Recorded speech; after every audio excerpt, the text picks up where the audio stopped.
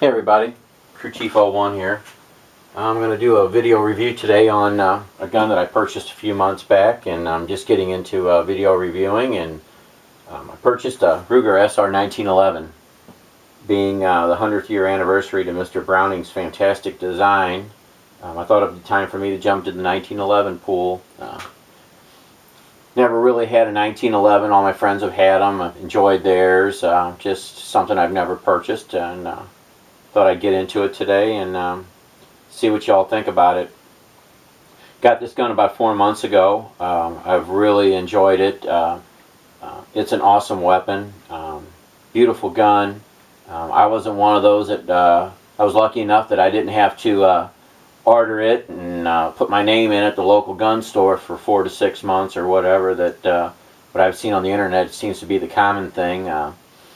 Lucked out one day and out at my local Cabela's, went in there just with the sole purpose of buying some ammunition, and walked by the gun cabinet, and I seen that baby sitting right there with the Wilsons and the Kimbers and the Springfields, and had him get it out and drooled on it for quite a while and fondled it, and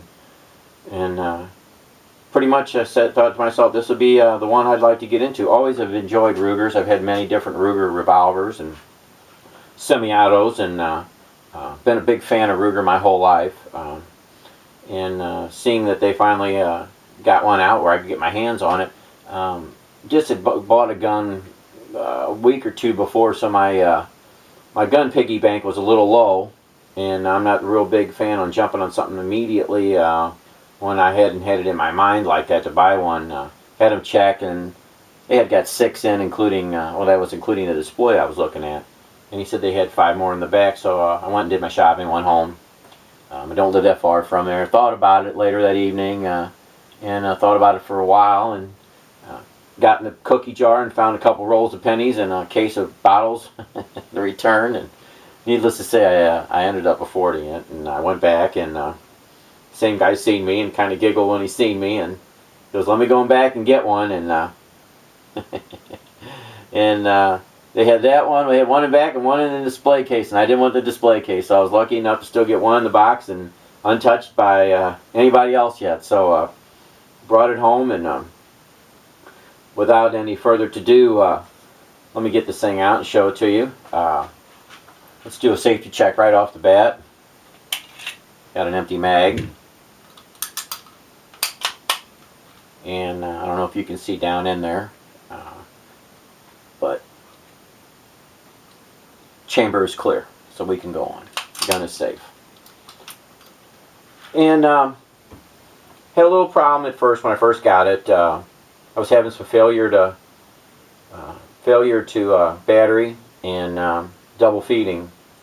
Pinned it down to one of the double feeding. I pinned it down to one of the clips, one of the factory clips that came with it. But the battery was kind of bothering me a little bit. It wasn't all the time, but failure to battery to me is a gun that won't work when I need it, or anybody would need it.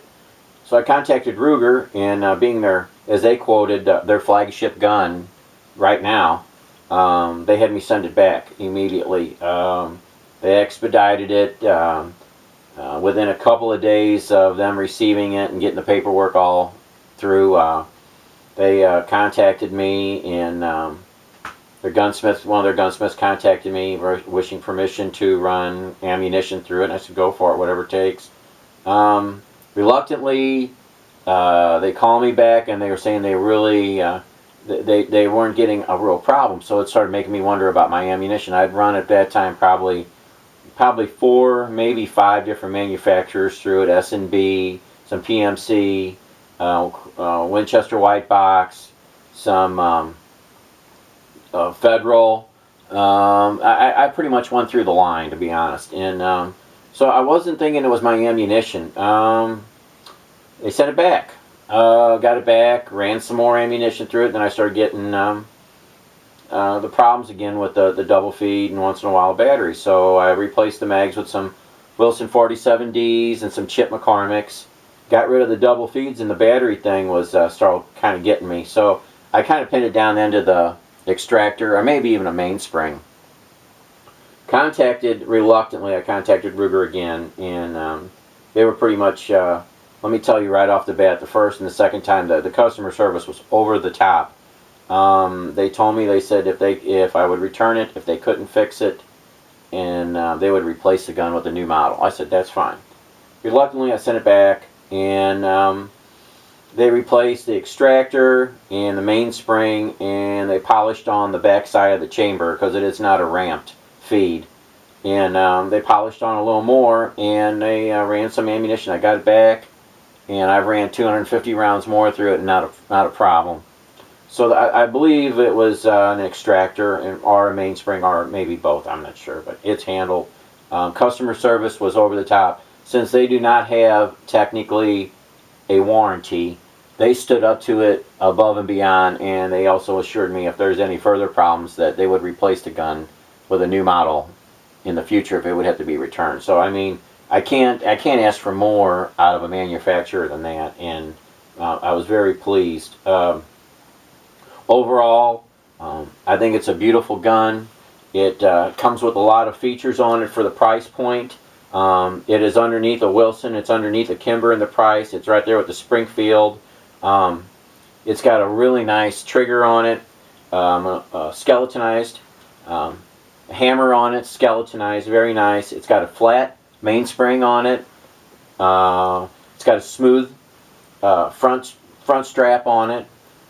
The overall finish is very nice. We're not talking about a $2,000 gun either. It's not as tight as the more higher end guns, but for the money, this gun makes me look like a better shooter than I truly am, I think.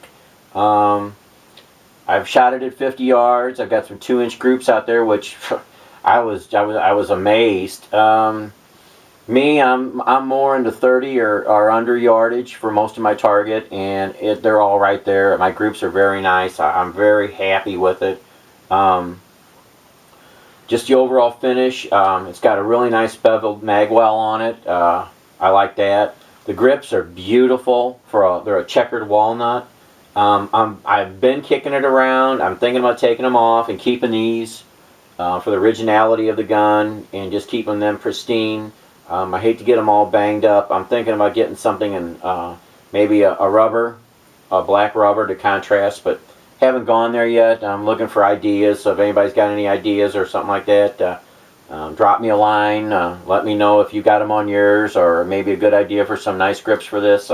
Always looking for ideas. But besides that, I'm very happy with the gun. I think if you're looking for a 1911, even if it isn't your first purchase, if you're looking for something a little different, a little special, I believe Ruger's put a lot of time in the development and the thought of this gun, and I believe it's a nice investment. It's got a lot of good components in it. Real big selling point for me. Real big selling point was it's American made. All parts involved in the gun are all American made, and major selling point with me. I'm a proud union worker my whole career, and I try to keep my money as much as I can in America, as much as I can control it. It's getting more difficult by the day, but I'm not going to bash on that anymore. But just wanted to let y'all know, make a quick video here, see what you think. Very happy with this gun.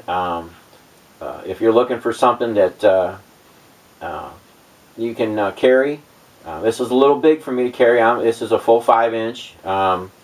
Trust me, if they would have made a commander size or something like that, I might have probably got that for a carry. I really don't like carrying a full size. Most of my carry guns are smaller than this, but that's more power to you. If you like carrying a bigger gun, that's fine. I got a lot of my friends that do, and I just personally don't like carrying something of this kind of weight. Maybe in the winter time or whatever, but most of the time I don't carry anything this big. But let me know what you think. This is my first video. I got more weapons and stuff like that, and things on my mind that I'm gonna start making videos, and let me know what you think, and maybe I'll do another one on these, on doing a field strip and the takedown of it, and how I clean them, and we'll go through it all. By the way, with this gun you also get 2 clips. You get a 7-round and an 8-round. Nice clips, really nice, well made. Both stainless. both made in USA. Good clips. One's got the bumper, other one's a flat bottom. I prefer the flat bottom myself, but everything almost has a bumper on it anymore. So you know, to each his own. The only thing I can tell you right now is the only thing that came with this gun that isn't made in America is the bag, and it says right on there, made in China. But you know what? Can't control everything, and you know, I'm not going to harp on that anymore. But I appreciate y'all looking at my video. Leave comments if you like. Like I said, there's going to be more videos to come, and they might not all be on guns. They're going to probably be on a lot of different things. I got a lot of different hobbies and a lot of different thoughts on my mind. So appreciate all your comments, and appreciate y'all taking a look at this, and y'all have a nice day.